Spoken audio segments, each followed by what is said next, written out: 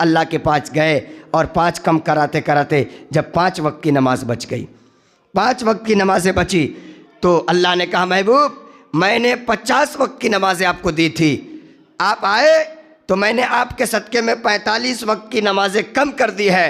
लेकिन महबूब सुनिए, मैंने नमाज़ों की तादाद तो कम कर दिया है मगर सवाब में कोई कमी नहीं किया है। महबूब आपकी उम्मत दिन भर में 5 नमाज़ें पढ़ेगी, मैं उसको 50 वक्त की नमाज़ पढ़ने का सवाब अता फरमाऊँगा। अल्लाह ने कहा महबूब 5 वक्त की नमाज़ पढ़ेगी मगर 50 वक्त की नमाज़ों का मैं सवाब दूंगा। अल्लाह अकबर। कुछ लोग सोच रहे होंगे एक मरतबा नबी और चले जाते अल्लाह के पास तो नमाज का झंझट ही ख़त्म हो जाता, लेकिन ऐसा मामला नहीं है। 5 वक्त ही पढ़िएगा, अल्लाह 50 वक्त की सवाब अता फरमा देगा। इसलिए कोशिश कीजिए। अच्छा एक बात ये बताइए, नमाज किसके ऊपर फ़र्ज़ हुई? किसके ऊपर फ़र्ज़ हुई है? मोमिन के ऊपर हुई है, मुसलमान पर हुई। सब जानते इस मसला को, हर आदमी को मालूम है कि मुसलमान पर नमाज फ़र्ज़ है, यहूदी पर नहीं है, ईसाई पर नहीं है, राफ़ज़ी पर नहीं है, मुशरिक पर नहीं है, मोमिन पर है, मुसलमान पर नमाज फ़र्ज़ है, आप पर है, हम पर है। दूसरी बात यह है कि नमाज मुसलमान पर है लेकिन बालिग के ऊपर है कि नाबालिग के ऊपर है? बोलिए ना ज़ोर से। बालिग के ऊपर है, मुसलमान पर है। और आप लोग तो मुसलमान हैं कि नहीं है? सब आदमी मुसलमान है, तो इसका मतलब जितने लोग नमाज नहीं पढ़ते सब नाबालिग है। फिर क्या, जब आप मुसलमान हैं और नमाज नहीं पढ़ते तो नाबालिग हैं। अगर आप मुसलमान हैं और बालिग हैं तो आपको कहने की ज़रूरत क्यों पड़ती है? मेरे दोस्त, मेरे भाई, क्या ठिकाना है ज़िंदगानी का, आदमी बुलबुला है पानी का, सुबह होती है शाम होती है, ज़िंदगी यूँ ही तमाम होती है। हमसे पहले बहुत सारे आए चले गए, आपसे पहले आए चले गए, हम भी आए हैं चले जाएंगे, आप भी आए चले जाएंगे। क्या लेकर आए क्या लेकर जाएंगे? जब बालिग पर नमाज फ़र्ज़ है और आप मुसलमान भी है, नमाज नहीं पढ़ते तो इसका मतलब नाबालिग है। नहीं, बालिग हो गए हैं तो आपको कहने की ज़रूरत नहीं, नमाज़ पढ़ना शुरू कर दीजिए। अल्लाह के हिसाब व किताब देना पड़ेगा कि एक आदमी ट्रेन से कहीं सफ़र करने के लिए घर से निकला, ट्रेन से जाने के लिए। हमारे यहाँ भी ट्रेनें चलने लगी अल्हम्दुलिल्लाह नेपाल में, दुआ करें कि और ज़्यादा तरक्की हो जाए हमारे मुल्क में। तो एक आदमी घर से निकला, नौजवान था, सोचा कि जा रहा हूँ ट्रेन से सफ़र करने के लिए। स्टेशन पहुँचा तो टिकट कटाने के लिए जब जेब में हाथ डाला तो देखा 1 रुपया नहीं है। बड़ा परेशान हुआ कि क्या करें, सोचा कि चलो बगैर टिकट ही के सफ़र कर लेते हैं। टिकट नहीं लिया, ट्रेन में चढ़ गया।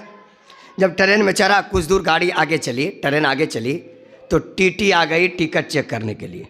टीटी तो समझते होंगे ना, टीटी आई टिकट चेक करने के लिए। तो नौजवान बड़ा घबराया, किताब में लिखा है बड़ा घबराया।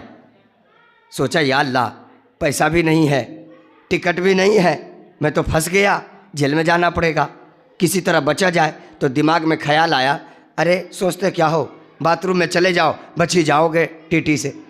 तो जब दिमाग में ख्याल आया कि बाथरूम में जाओ बच जाओगे, तो फ़ौरन उठा सीट से और सोचा बाथरूम में जाके छुप जाते, बच जाएंगे।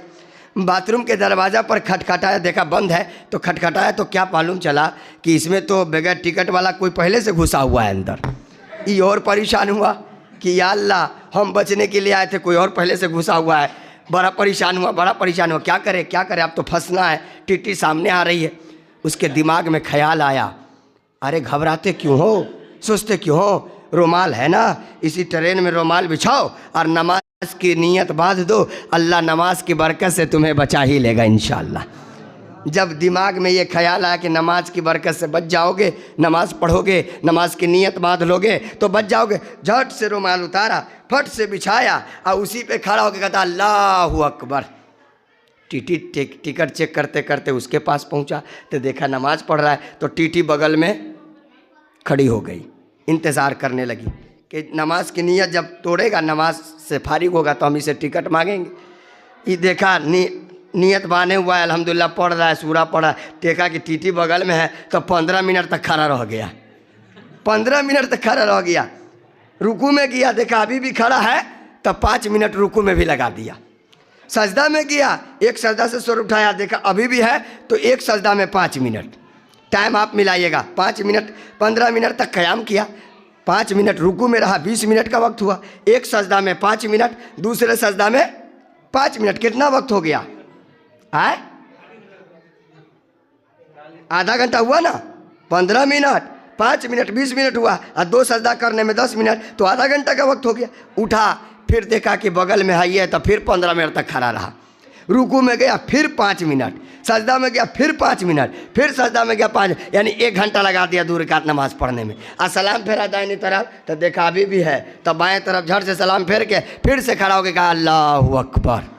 टीटी परेशान, या अल्लाह ये कर क्या रहा है, कर क्या रहा है, 1 घंटा तो लगा दिया, आप कितना टाइम लगाएगा। टीटी को परेशान देख करके बगल के सीट पर एक मुसलमान बैठा था, उसने कहा टीटी परेशान मत हो, ये नमाज पढ़ रहा है नमाज।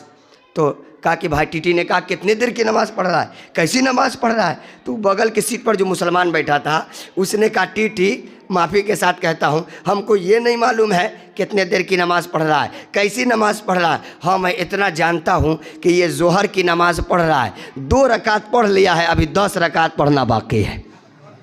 2 रकात पढ़ लिया, अभी 10 रकात पढ़ना बाकी है। तो टीटी सोचा बाप रे बाप, 2 रकात में 1 घंटा, 10 रकात में कितना टाइम लगाएगा। इनके चक्कर में पड़ा रहा तो नौकरी मेरी खतरे में चली जाएगी। जल्दी से अगले स्टेशन पर टीटी कूद के भाग गया। देखा कि टीटी भागा तो ये भी नीयत तोड़ के झट से भागा कि चलो अल्लाह का करम है, नमाज की बरकत से बच गया मैं। लेकिन किताबों में लिखा है कि हंसने की बात नहीं है। वो नौजवान जब अपने घर गया तो दरवाजे पर खड़ा होकर के ज़ारो कत्तार रोने लगा। आंखों से नौजवान आंसू बहा बहा करके फूट फूट करके अल्लाह की बारगाह में रोया और कहा, ऐ मालिक, आज जब मैंने नकली नमाज पढ़ी है, दिखावे की नमाज पढ़ी है, तो तूने मुझे दुनिया के टीटी से बचाया है, दुनिया के दरोगे से बचाया है। ऐ अल्लाह, मेरा यकीन पक्का हो गया कि जब मैं असली नमाज पढ़ूंगा तो तू मुझे जहन्नम के दरोगे से बचा लेगा। ऐ मौला, नकली नमाज पढ़ा हूँ, दुनिया के टीटी से बचा हूँ, असली नमाज पढ़ूंगा, जहन्नम के टीटी से बचूंगा। मौला, आज मैं अहद करता हूँ, वादा करता हूँ, आज से नकली नमाज नहीं पढ़ूंगा, इंशाअल्लाह जब तक जिंदा रहूंगा असली नमाज पढ़ूंगा।